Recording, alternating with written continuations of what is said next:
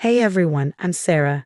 I'm 32, crushing it as a marketing executive, living what seemed like the perfect life with my husband, Mike, a successful lawyer. We had a beautiful house in the suburbs, spent weekends brunching with friends, the whole package. Then Mike's sister, Amanda, lost her job and needed a place to stay. I wasn't thrilled, but hey, family's family, right? Big mistake. At first, it was small things. My favorite sweater would disappear, only to magically reappear in Amanda's laundry. Oh, I thought it was mine, she'd say with that fake laugh that set my nerves on edge. Then, one night as Mike and I were getting ready for a date, I noticed my go-to lipstick was missing. I stormed into Amanda's room, and there she was, wearing it. What the hell, Amanda? I snapped. She had the audacity to look offended. Calm down, Sarah. It's just lipstick. We're sisters now, remember? I looked to Mike for backup, but he just sighed. Babe, don't make a big deal out of nothing. Amanda's going through a tough time. That's when I knew something was really off. But it got worse.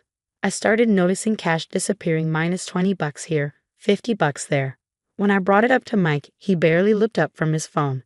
Maybe you just forgot you spent it or miscounted. I couldn't believe it. My own husband was gaslighting me. Things escalated when I checked my desk drawer and realized $500 from my emergency stash was gone. I confronted Amanda in the kitchen. Have you been taking money from my desk? I asked. She looked at me like I'd lost my mind. Are you seriously accusing me of stealing after all your family's done for me? Before I could reply, Mike walked in just as Amanda burst into tears. Sarah thinks I'm a thief. How could she say that? And just like that, I was the bad guy. Mike wrapped his arm around Amanda, glaring at me. Jesus, Sarah, what's wrong with you? Amanda would never do that. That night, lying in bed next to a husband who felt like a stranger, I knew I had to take matters into my own hands. If no one else believed me, I'd have to get proof myself.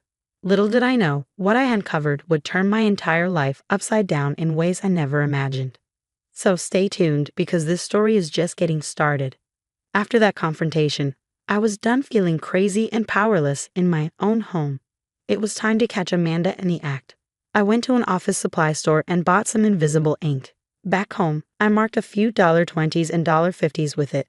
No one could tell the difference, but under UV light, they'd reveal the truth. I carefully placed the marked bills in my desk drawer, counting them exactly. Then, I set up a tiny hidden camera inside a picture frame on my bookshelf, with a perfect view of the desk. At dinner that night, the tension was thick. Amanda was going on about some new guy she'd met, and Mike was hanging on her every word. I quietly pushed my food around, trying to keep my cool. You okay, babe? Mike finally asked, noticing my silence. Just tired from work, I lied. Amanda smirked. Maybe you should take a vacation. All that stress isn't good for your skin. I bit my tongue so hard I could taste blood. The next few days were agony. Every time I came home, I'd rush to check the camera and count the money. Nothing, until day 4. Bingo. I watched the footage, my heart pounding. There she was, Amanda, bold as ever, rummaging through my drawer. She pocketed $20s and had the nerve to fix her hair in my mirror before leaving. I was shaking with anger, but I knew I had to play this smart. Later that day, I found Amanda in the kitchen. Hey, can we talk? I kept my voice calm. She turned with an innocent smile. Sure, what's up? I know you've been taking money from my desk, I said, my tone flat. Her eyes widened, then narrowed. Excuse me? Are you on something? Cut the act, Amanda. I have proof, I said, keeping my composure. If you come clean now and pay me back, we can handle this quietly. Otherwise what? She sneered. You'll tell Mike? Good luck with that. He'd never believe you over his baby sister. I stepped closer. You sure about that? Because I've got you on camera. For a second, fear flickered in her eyes before she forced the laugh. Nice try, Sarah. You're bluffing. Am I? You willing to bet your relationship with Mike on that? She stormed out, slamming the door behind her. I leaned against the counter, my heart racing. I'd given her a chance to come clean and make things right, but she chose to double down on her lies. Fine. If that's how she wanted to play it, I was done being nice. The annual family barbecue was coming up this weekend. Mike's parents, cousins, and even our nosy neighbors would be there. I smiled to myself, imagining the scene that was about to unfold. Amanda thought she was so clever, but she had no idea what was coming. By the end of Sunday night, everyone would know the truth about her. When the day finally arrived, I was a bundle of nerves, having rehearsed what I was going to say over and over in my head. As guests started arriving, I put on a fake smile and played the perfect hostess. Amanda was in her element, floating around, laughing a little too loudly at everyone's jokes. I caught her eyeing me a few times, probably wondering if I'd actually follow through on my threat. Once everyone had arrived and the food was served, I knew it was time. I clinked my glass to get everyone's attention. "Hey, everyone," I began, trying to keep my voice steady.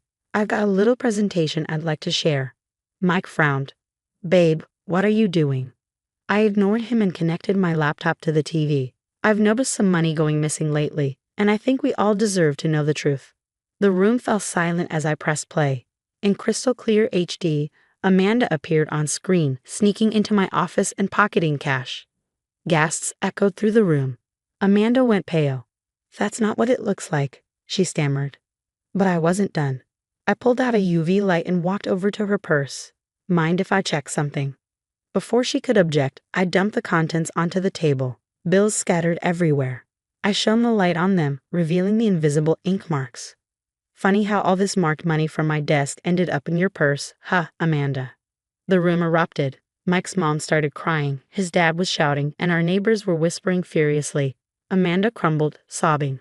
"I'm sorry. I have a gambling problem. I needed the money for debts." I turned to Mike, expecting him to finally see the truth. But his face was twisted in rage at me. "How dare you?" he hissed. "You set up my sister and humiliated her in front of everyone." I blinked, stunned. "Are you kidding me? She's been stealing from us for months." "Get out.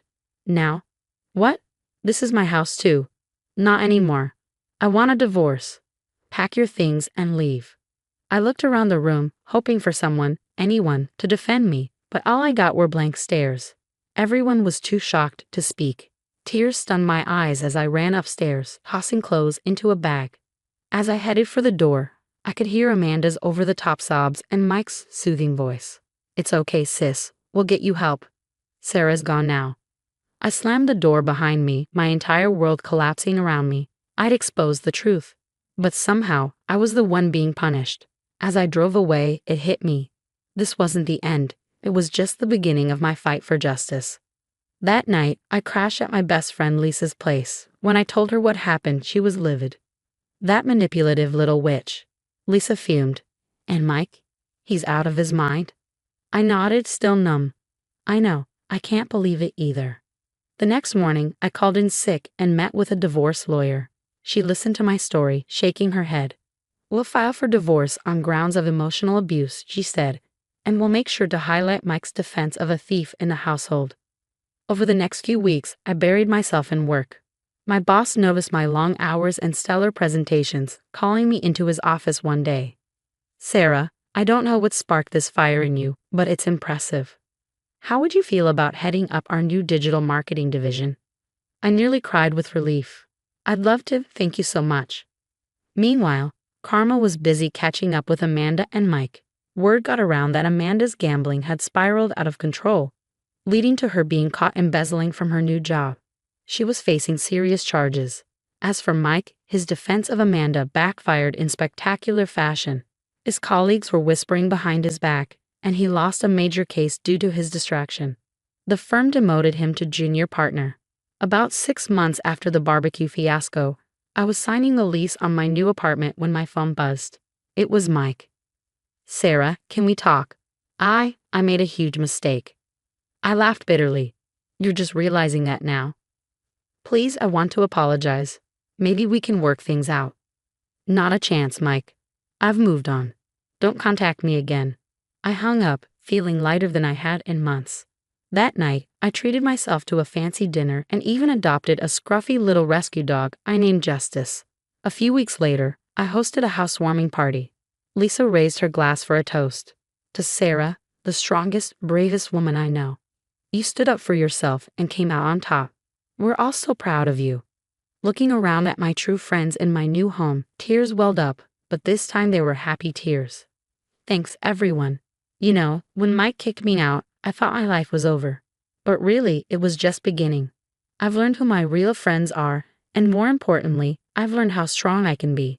As the party wound down, Lisa pulled me aside. So, any regrets about exposing Amanda? I paused, then shook my head. Nope. It was tough, but I'd do it all over again. No one has the right to steal from you or make you feel crazy for standing up for yourself. That night, as I curled up in bed with justice at my feet, I realized something important. Sometimes losing everything is the only way to find out what you're really made of. And me? I'm made of tougher stuff than I ever imagined. The story's over, but I want to hear from you. If you were in my shoes, would you have exposed Amanda at the family barbecue or handled it privately? Was public humiliation justified, or did I go too far? Share your thoughts in the comments. Your perspective could help someone in a similar situation. And if you enjoyed this wild ride, hit that like button and subscribe for more real-life drama and lessons learned the hard way. Trust me, I've got plenty more stories where this came from. Let's navigate life's craziness together.